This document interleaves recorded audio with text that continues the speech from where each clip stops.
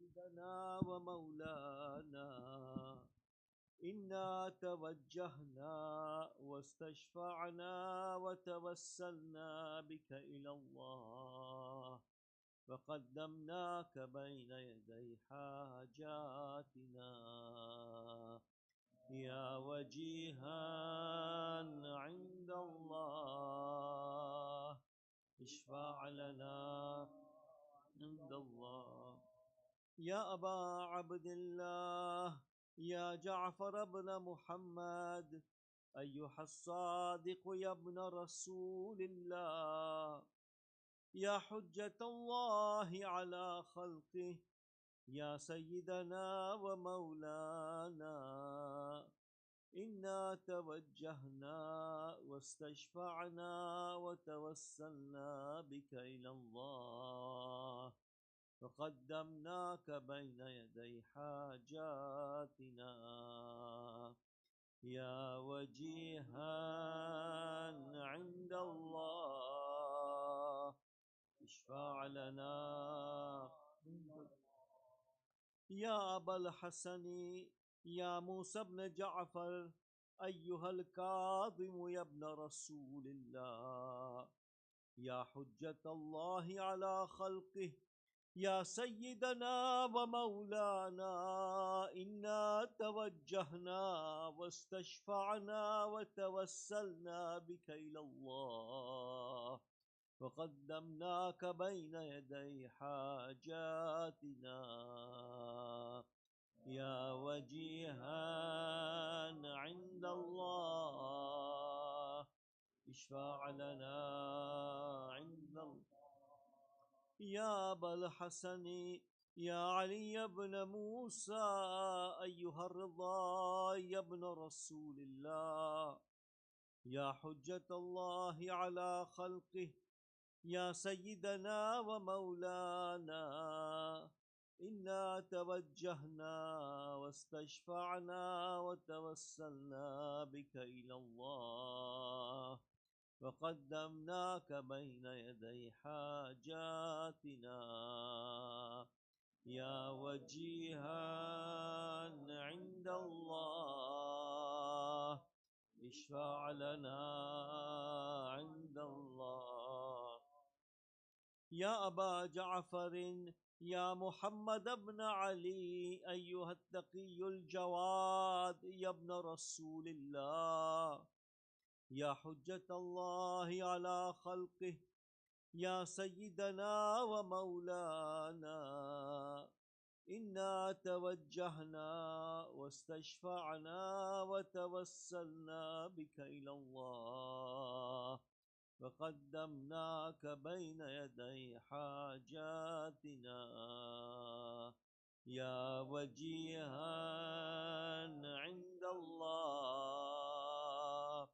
اشفع لنا عند الله يا أبا الحسن يا علي بن محمد أيها الهادي النقي يا ابن رسول الله يا حجة الله على خلقه يا سيدنا ومولانا إنا توجهنا واستشفعنا وتوسلنا بك إلى الله وقدمناك بين يدي حاجاتنا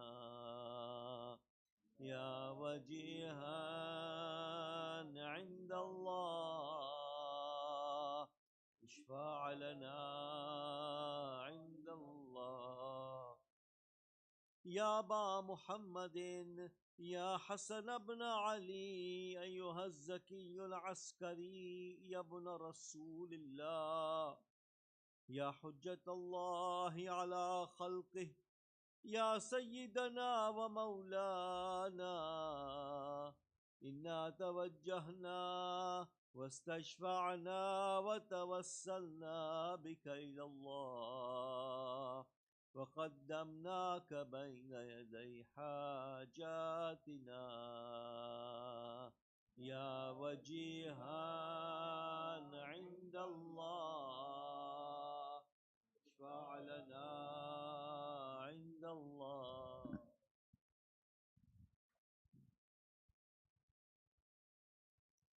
يا وصي الحسن والخلف الحجة أيها القائم المنتظر المهدي يا ابن رسول الله يا حجة الله على خلقه يا سيدنا ومولانا إنا توجهنا واستشفعنا وتوسلنا بك إلى الله وقدمناك بين يدي حاجاتنا يا وجيها عند الله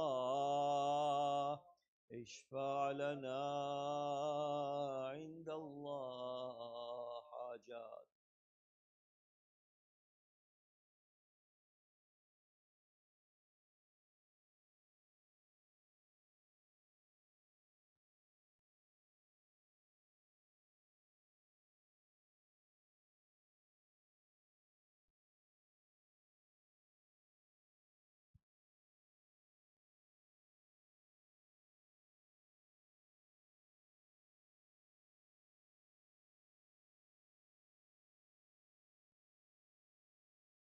يا سادتي وموالي إني توجهت بكم أئمتي وعدتي ليوم فقري وحاجتي إلى الله وتوسلت بكم إلى الله واستشفعت بكم إلى الله فاشفعوا لي عند الله واستنقذوني من ذنوبي عند الله فإنكم وسيلتي إلى الله وبحبكم وبقربكم أرجو نجاة من الله فكونوا عند الله رجائي يا سادتي يا أولياء الله صلى الله عليهم أجمعين ولعن الله أعداء الله ظالميهم من الأولين والآخرين آمين رب العالمين. اللهم صل على محمد وآل محمد.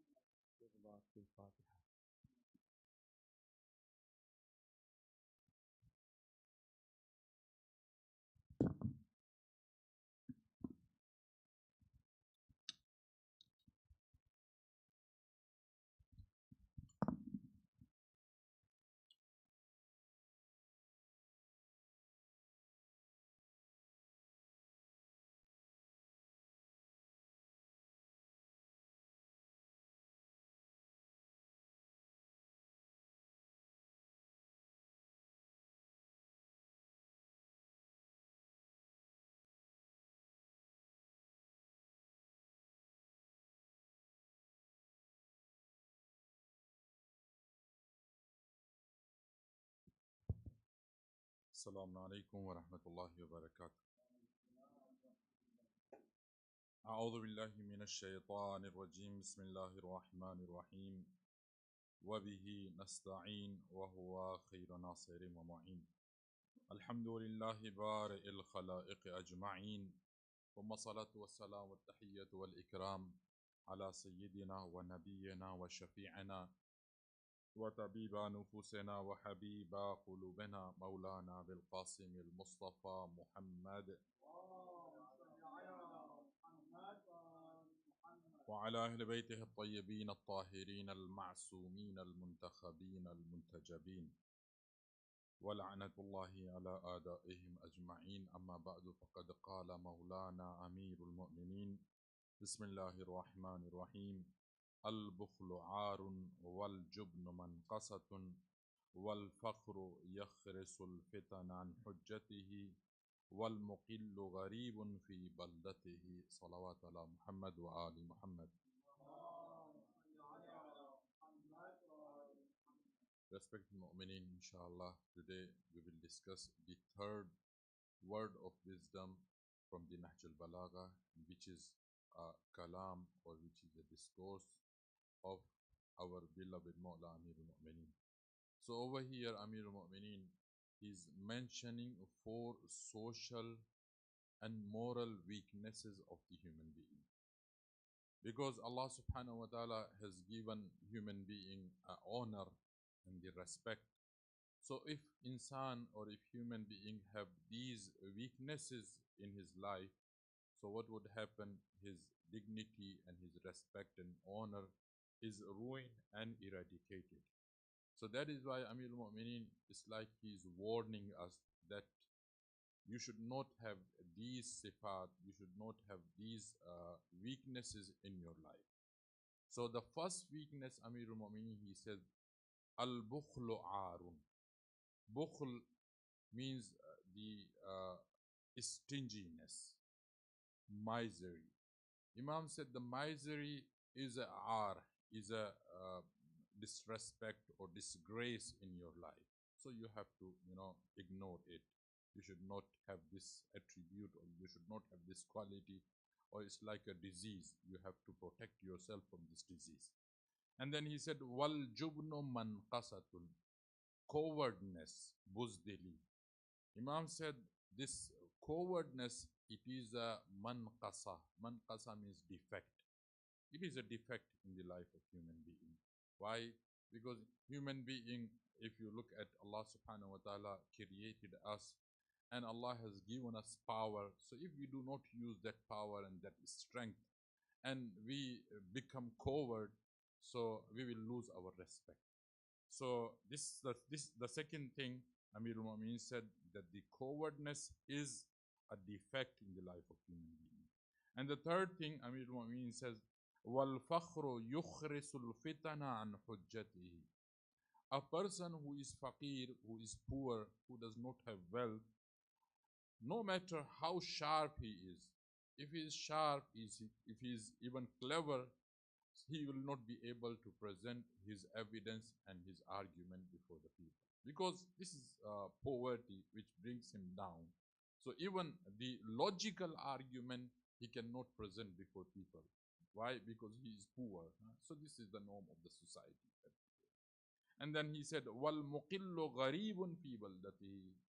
If you are weak, if you are poor, even if you are in your own country, even if you are in your own town, still you are gharib in there. If you do not have, wealth, if you do not have, if you are not strong enough. So it means what Amir al-Mu'minin is telling us, that you have to protect yourself from the poverty. So if poverty is there, then no matter how logical you are, how intellectual you are, people, they will not accept your argument and your evidence. And you are gharib in your own country. People, they will not give you the respect. People, they will not, treat you properly. So these are the four things. Now let us come one by one. So the first thing in this words of wisdom, Amir al-Mu'minin, he says, al-bukhlu arun.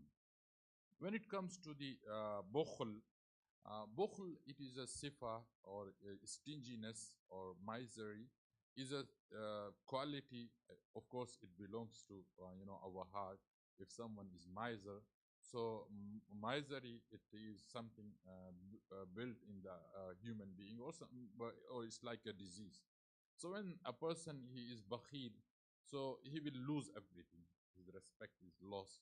So Islam never ever appreciates such a person who is bakhil, because bukhl, it is not appreciated either by Quran or the riwayat of Ahlul Bayt, as well as the society and the norm. And that is why, when it comes to the definition of bukhl in Arabic, so there is a alim whose name is Raghib. Raghib, he is a great scholar of the literature, Arabic literature. He wrote a book by the name of Mufradat. Over there, it's like a dictionary, but very huge dictionary. So all ulama, Arabic ulama, they revert to the literature book, this particular book. So this is very authentic book. So over there, he defined what is bukhl. He said, imsak al-bukhlu, imsakul muqtaniyati amma la yahiqqu habsuha an. It is controlling or holding your wealth when it is necessary to spend, you do not, spend the wealth. So you have wealth, but you are holding it so firmly, even whenever it is necessary to use it, you do not use it. This thing or this action is called al-bukhl, and that is why Quran also condemn it. And Allah subhanahu wa ta'ala in Surah Hashr, verse number 9, He said, وَمَن يُوقَ شَحَّ نَفْسَهُ فَأُولَٰئِكَ هُمُ الْمُفْلِحُونَ. The one who protect himself from misery, he is among those who are prosper and successful. So this ayah, according to Mufassirin, has been revealed in the praise of Ansar, because Allah subhanahu wa ta'ala, when commanded his prophet, and when the Prophet of Islam commanded Muslims to migrate from Mecca to Medina, because in Mecca they were not able to practice their religion. So Rasulullah commanded many Muslims to leave their own town, and they supposed to come to Medina. And it was very difficult for the immigrants or for Muhajirin to leave their hometown where they have lived for so many years, because in Mecca they had house, they had business, they had everything. But when they are supposed to go to Medina, in Medina they are immigrant, they have nothing over there, no house, no business, no shop, nothing. So they're supposed to face a lot of difficulties. And that is why Allah subhanahu wa ta'ala praises the Muhajirin in the Quran so many times. But when Muhajirin moved to Medina, so Rasulullah, he praises about the Muhajirin. And he advises the Ansar, the local people, that local people should help the immigrants of the Islam, those who have left Mecca for the sake of Islam, for the sake of practicing the religion. So what happened at that time? There were many Ansar, the local people. What they did, they said, my third, 1/3 of wealth, I'm dedicating for this Muhajir. And many of them, they have divided their wealth into two. And they said, half I will keep for myself, the other half I will give it to the others. So that is why Ansar, they are also praised by Rasulullah, and they were appreciated by the divine leader Rasulullah. So this ayah has been revealed at that time, that and there were many, those said, no, it is my wealth, and it is, I have earned it with a lot of efforts. How can I, detach my wealth from me? How can I give to the Muhajirin?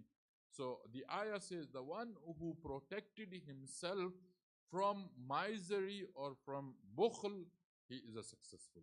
And that is why, if you look at the Quran, Allah subhanahu wa ta'ala, He said, لَن تَنَالُوا الْبِرَّ حَتَّى تُنْفِقُوا مِمَّا تُحِبُّونَ. You will not be able to achieve any good unless you detach something from you which is more beloved to you. Because mal, it is something that human being doesn't want to, detach from him. He wants to live with him. So this mal, it is very attractive. And that is why mal is called mal. Mal means the thing you attract toward it. So that is why this wealth is called mal. Mala yamilu means you decline, you incline toward it. So if you detach your mal for the sake of Allah subhanahu wa ta'ala, you will get a reward from Allah. So this bukhl, misery, it is something, Amir al-Mu'mineen, in one of the hadiths, he says, Iman and bukhl cannot, gather in a one place. So if you want to have Iman in your heart, along with it, misery is not possible. So it is لا يجتمعان الإيمان أو البخل في قلب المؤمن. That in a heart of a mu'min, misery and Iman cannot be combined or cannot gather. Anyway, so over here, Amir al-Mu'mineen said, al-bukhlu arun. This is a bukhl, it is a shame for the human being. It is a disgrace for the human being. And then there are many grades for misery. Sometimes people, they are first level, they are second level, and the third level. So Amir al-Mu'mineen over here, he says, many times, people, they are so misery and so stingy, they do not even spend their wealth on their self. You go to them, you ask them money, they say, no, I can give you anything, but money, I will not give you. Even they are not ready to spend that wealth on themselves. You may have seen many people, they are sick. They are, in worse condition. They are suffering with, with the diseases, but they are not ready to spend money for medicine or for treatment. There are people you find, they are, shivering with the cold, but they are not ready to turn on the heating, or they are not ready to turn on the AC. So this is called, misery. So Amir al-Mu'minin said, Abkhalun nas, the most miser person, the most stingy person is the one man bakhila ala nafsihi, who control his wealth, spending on himself. And وَخَلَّفَهُ لِوَارِثِهِ, he keep that money, but not for himself. He keep it for his inheritors. He will depart from this world, and the money will remain, and he will not benefit from it.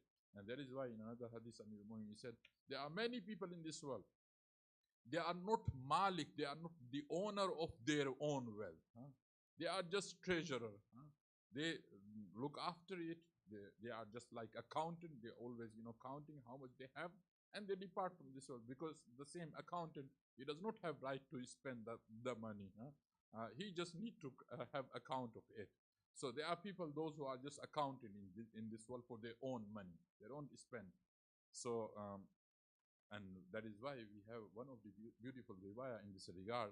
On the day of judgment, uh, there is a passage, and there is a road. On that road, both group are being taken. On one side, the sinners, they are being dragged to the Jahannam. On other hand, the mu'mineen, they are going toward the Jannah. So what would happen? Because in this dunya, all the human being or mu'mineen, they live together, and they knew each other. So when the mu'mineen are, passing from their passage, and the kafirin, or they are passing from their own lane, so what happened? At that time, these people, those who are being dragged to the Jahannam, they would say, "Oh, Malaika, give us a, time, little time, because I know they are these people, from their face, I recognize them. They might be, people, I know them. I want to speak with them." So when these people, kuffar, or the people, sinner people, those are being dragged to the Jahannam, they will ask them who you are, because your face, it is very familiar to me. So they would say, "Oh, you do not recognize us. We are your grandchildren. We are your children." They would say, "MashaAllah, where you are on the path or on the land of Jannah?" They said, "Yes, MashaAllah, we are on the land of Jannah, and we are going into Jannah because of you." They said, "How?" "I'm going to Jahannam. I'm being dragged to the Jahannam." They said, "The wealth you left for us, we have given in the way of Allah subhanahu wa ta'ala, and that is why we say we are really thankful to them." So at that moment, these bakhil, they will regret on their action, what they have done, and how they have controlled, and how they have been hold their wealth.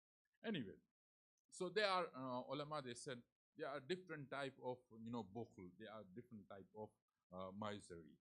One of the misery, of course, it is about al-bukhlu fil mal, misery in the wealth. So people, they are not ready to, they are miser in term of their wealth. So this we know, and this is very common. The second misery, ulama, they said, al-bukhlu fil waqt.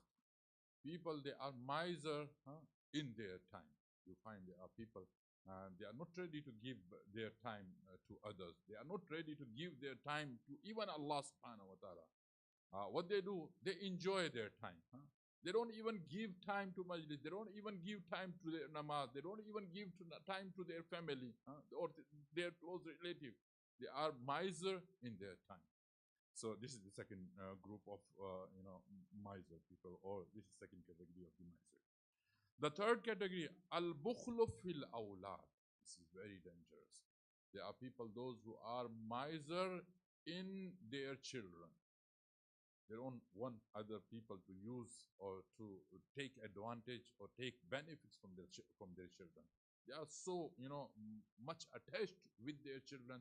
They don't let their children to serve someone else. So that is why you see people, they are ready to be volunteer in malls or in center, but they are not ready for their children to be volunteering there. Or there are people you find in the houses, they do not serve their grandparent, huh? And but along that, they do not allow their children to serve their, their grandparent or their family member. So this is called al-bukhlu fil awlad. And there is a fourth category, al-bukhlu fil ilm. In knowledge, there are people who are miser. They have knowledge, but they do not want to share this knowledge with others. They have skills, but they are not ready to, share their skill with others.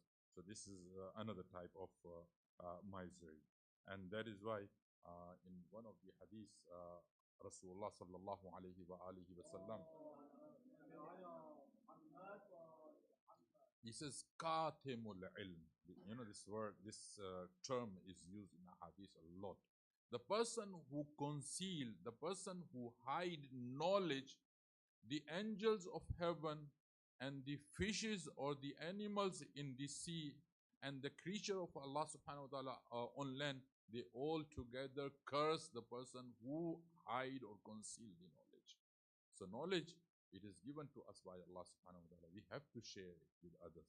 No matter it is a knowledge of the religion, it is a knowledge of business, it is a knowledge of science or any other field. We have to spread it. Knowledge is not our asset. It is given to us by Allah subhanahu wa ta'ala and by Ahlul Bayt. We have to share with others. So number 4 category, it is al-bukhlu fil ilm.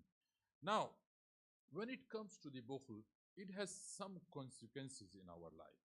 No matter in what field we are bakhil, in what field we are, miser, but it has its own consequences. Look at the some consequences. The first consequences, it brings shame in our life, because a person who is bakhil, everyone condemn him, everyone curse him. His dignity is ruined. His respect is eradicated. So if someone is bakhil, he does not have respect in society.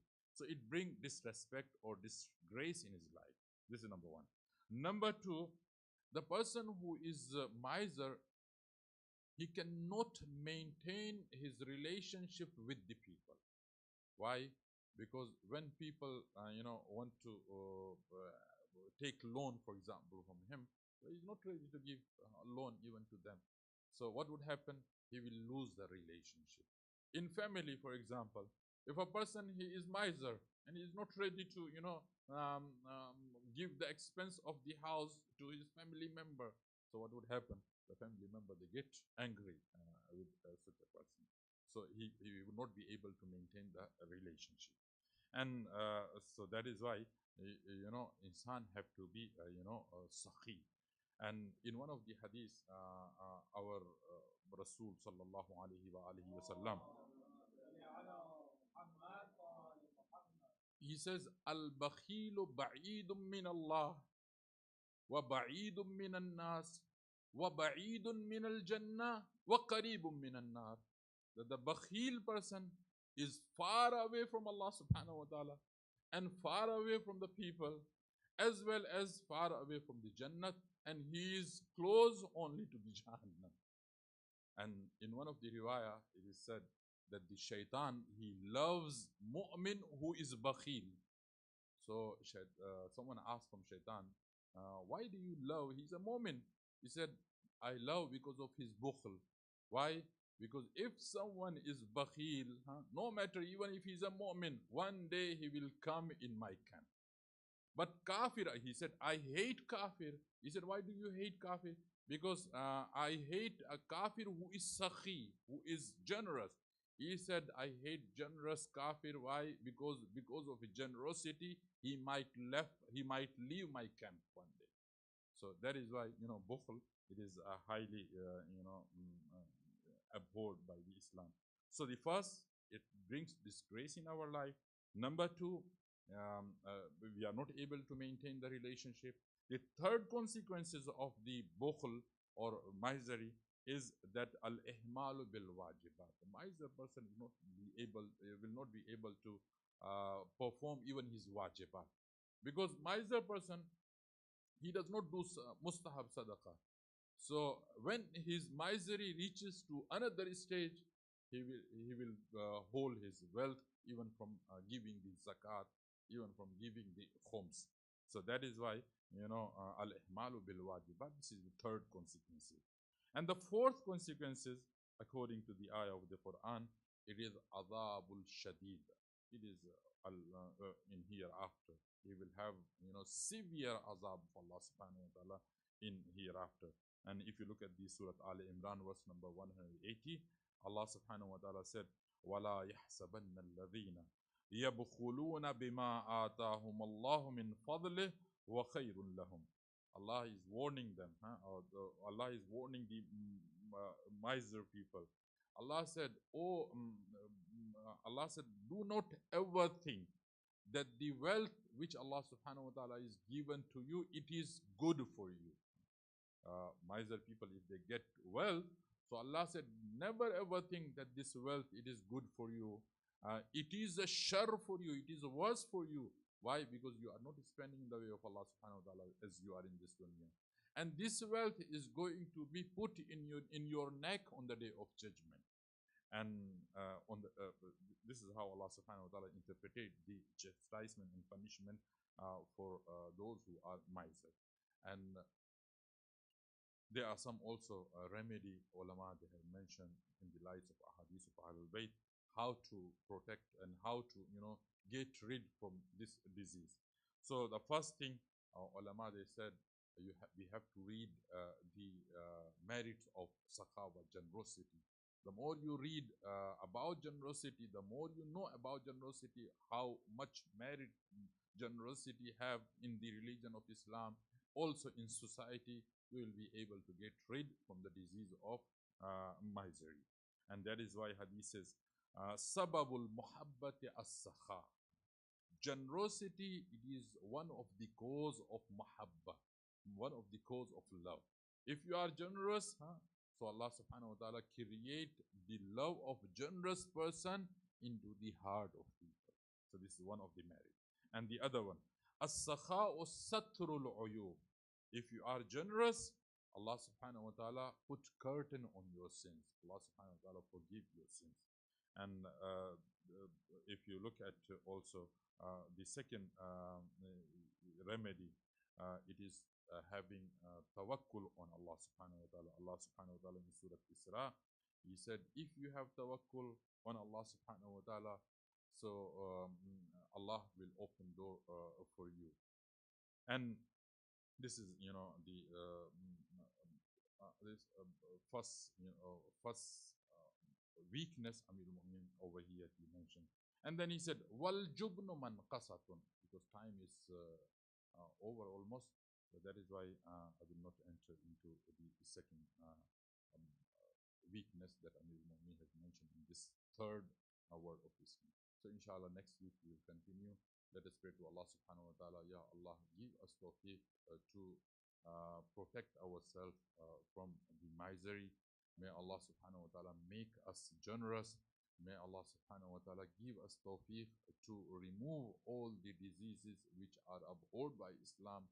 May Allah subhanahu wa ta'ala give us tawfiq to inculcate the teaching of Amir al-Mu'mineen into our heart as well as into our practical life. وآخر دعوان الحمد لله رب العالمين وصلى الله على محمد وأهل بيته الطيبين الطاهرين رحم الله من قرأ الفاتحة. بسم الله الرحمن الرحيم.